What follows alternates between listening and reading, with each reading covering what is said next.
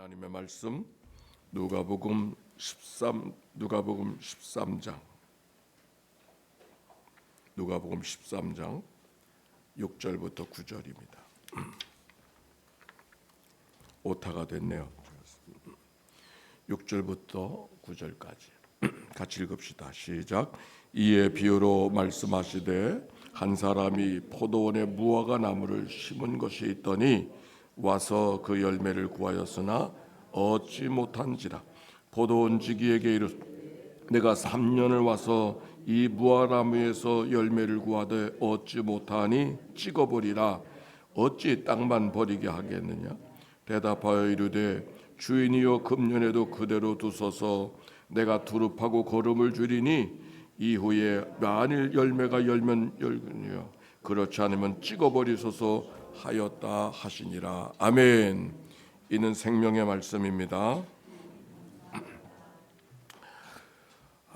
요즘에 장례식을 가서 어저께도 장례식에 우리 장광영 감독님 사모님 장례식이 있어서 제가 좀 돌아봐야 된다고 말씀을 드렸는데 어느 목사님이 오셔서 위로하느라고 말씀을 이렇게 시작을 했습니다. 요한계시록 14장 13절. 또 내가 들으니 하늘에서 음성이 나서 이르되 기록하라.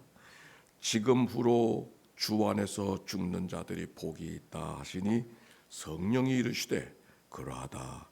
그들의 수고를 그치고 쉬리니 라고 하는 말씀을 읽어주셨을 때 참 이 말씀이 얼마나 그들에게 위로가 될까 그런 생각을 했어요. 근데 거기까지는 좋았는데 그 다음에 이런 말씀이 있어요. 이는 그들의 행한 일을 따름이라 하시더라 라고 하는 말씀. 요한계시록 20장에 보면 하나님께서 행한 대로 심판하신다라고 하는 말씀이 기록이 되어져 있어요. 죽음이 심판처럼 다가오는데 하나님이 행한 대로 심판하신다고 하면은 죽음 앞에 모든 사람이 기쁘고 유쾌하지만은 않을 것 같다 그런 생각이 들었습니다. 위로의 말씀으로 주는 것이지만 오히려 행한 대로 갚아주신다는 이 말씀 속에 두려움과 뭔가 주저함이 있었습니다. 자, 오늘 성경으로 가봅시다. 오늘 성경에 열매 맺지 못하는 무화과 나무의 비유의 이야기가 오늘 성경이죠. 하나님께서 한 주인이 포도원에 무화과 나무를 심었지만 3년 동안 열매를 구했지만 열매가 없었어요. 그래서 그 나무를 찍어버리라고, 이제 열매 맺는 것 같지 않다. 그랬더니 그 포도원의 일을 관리하는 포도원지기가 간절히 청을 합니다. 8절 9절 시작. 대답하여 이르되 주인이여 금년에도 그대로 두소서. 내가 두릅하고 거름을 줄이니 이후에 만일 열매가 알면 좋거니와 그렇지 않으면 찍어버리소서 하였다 하시니라. 주인님 오래만 두십시오. 내가 둘레를 파고 거름을 주겠습니다. 그래도 열매를 맺지 아니하면 찍어버리셔도 좋지 않겠습니까? 이렇게 포도원지기가 청하는 거예요. 오늘 이 비유의 이야기 속에서 포도원지기는 예수님을 가리키는 것 같지 않아요? 주인은 하나님을 말씀하시는 거고 무화과 나무는 우리 한 사람 한 사람을 가르쳐 준다 그렇게 생각할 수 있습니다.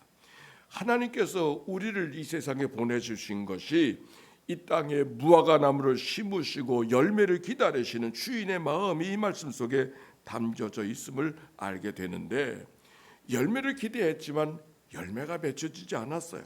그래서 심판을 기다릴 수밖에 없는 그런 장면입니다.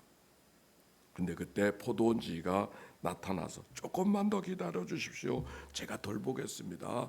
다시 기회를 주십시오. 우리를 위해서 중보해 주시고 우리를 위해서 간절히 기도해 주시는 중보자 예수님의 모습을 이 말씀 속에 찾아볼 수 있죠. 죄가 없는 것이 아니라 죄가 있지만 집행을 연기해 달라고 구하는, 그래서 또 한 번의 기회가 주어진 성경의 이야기가 오늘 우리들의 살아가는 삶의 모습, 오늘 우리들의 정황을 생각하면서 오늘 말씀의 제목을 정했습니다. 예수님은 오늘의 말씀을 전하기 전에 그 앞에 두 가지 사건을 언급해 주셨어요. 그게 뭐냐면 빌라도가 갈릴리 사람들이 하나님 앞에 제사 드리려고 성전에 왔는데 그 제사 드린 사람을 죽이는 장면의 이야기가 그 앞에 기록이 되어져 있어요. 또 예루살렘 성전에 실로암에 그 망대가 있는데 그 망대가 무너져서 갑자기 여러 사람이 세상을 떠나는 그런 장면의 이야기를 언급하고 있습니다. 갈릴 사람들에 대한 이야기는 빌라도가 정치적인 이유로 죽임을 억울하게 당한 사람들입니다. 실로암 망대 때문에 죽은 사람들은 죽기는 똑같지만 어떤 정치적인 동기는 아니에요. 어쩌면 우연한 기회에 우연한 일로 말미암아 누구의 의도가 아니라 실수로 사람이 죽은 이야기가 성경 속에 기록되어졌고 예수님이 두 가지 이야기를 언급을 합니다. 한 사람은 정치적인 동기로 어떻게 보면 아주 억울하게 세상을 떠난 사람이고 한 사람은 우연하게 세상을 떠난 사람. 떠난 사람은 뭐 다 마땅치 않은 것이지만 동기는 달랐습니다. 그런데 예수님은 이렇게 말씀하셔요. 저 사람들이 누가 더 죄가 많아서 억울하게 죽고 누가 더 죄가 많아서 저렇게 갑자기 우연하게 죽은 것이 아니라고 말씀하시는 이야기가 그 앞에 기록이 되어져 있어요. 그러면서 어떻게 죽었든지 간에 한 가지 말씀은 회개하지 아니하면 다 이와 같이 망하리라 그렇게 말씀하셨어요. 그리고 이어서 주신 이야기가 무화과 나무예요.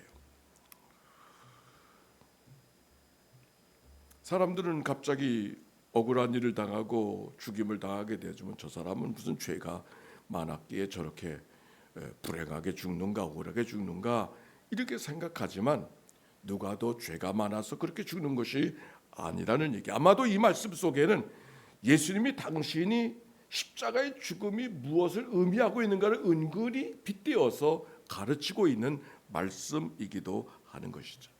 그러나 주님께서는 그 말씀을 통해서 주시는 말씀은 회개해야 될 때 회개하라고 하는 말씀이죠. 죄가 없는 사람은 아무도 없어요.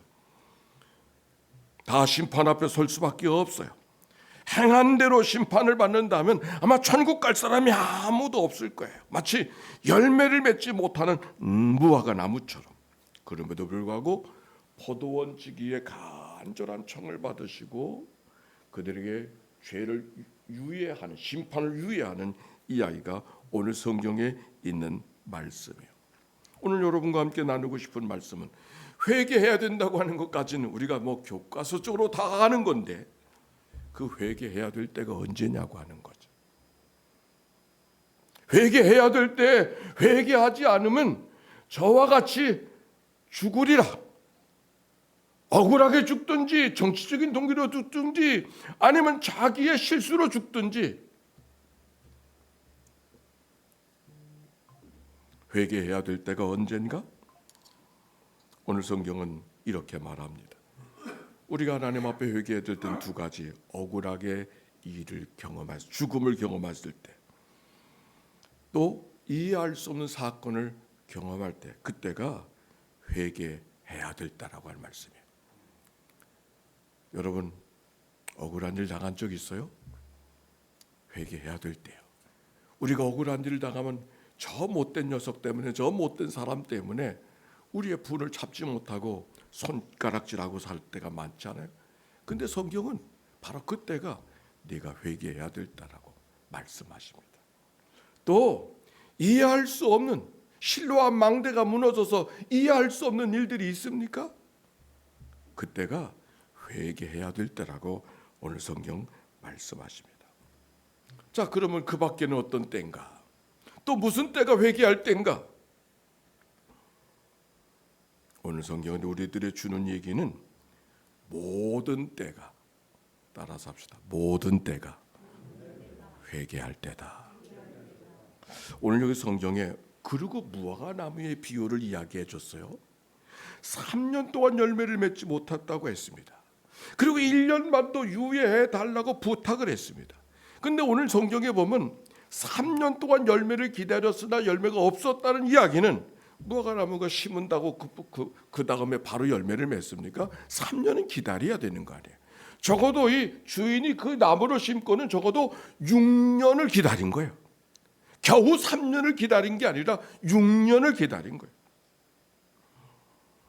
1년을 더 기다린다고 하지. 1년을 더 기다려 달라고 말하지만 1년 후에는 열매를 맺었을까? 아마 맺지 못했을 거예요. 1년 후에 열매를 맺었을까?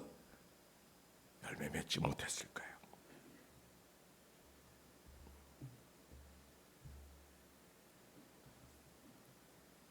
오늘 성경 1년 후에는 열매를 맺지 못할 것을 뻔히 알면서도 1년을 유예하고 기다리시는 그 예수님.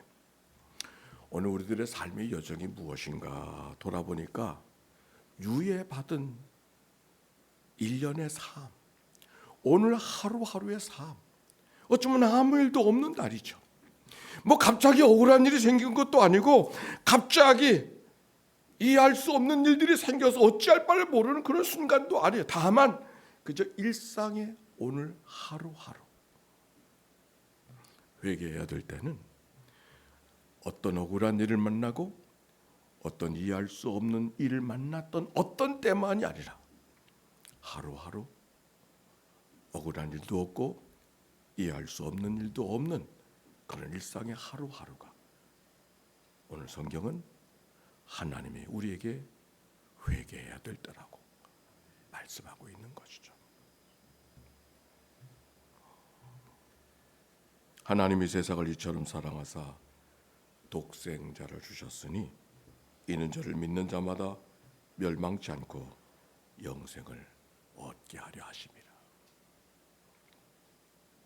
우리 주님은 우리에게 집행을 유예만 하지 아니하시고 영원한 사면을 허락하여 주셔서 영원한 생명 가운데 거할 수 있도록 하나님의 영혼을 오늘도 경험하는 하루하루의 삶 속에 이런저런 사건을 만날 때마다 하나님께서 내게 무엇을 회개하기를 원하시는가를 묻고 듣고 고백하며 걸어가는 그것이 오늘을 주신 은총인 것을 깨닫게 되는 것이죠.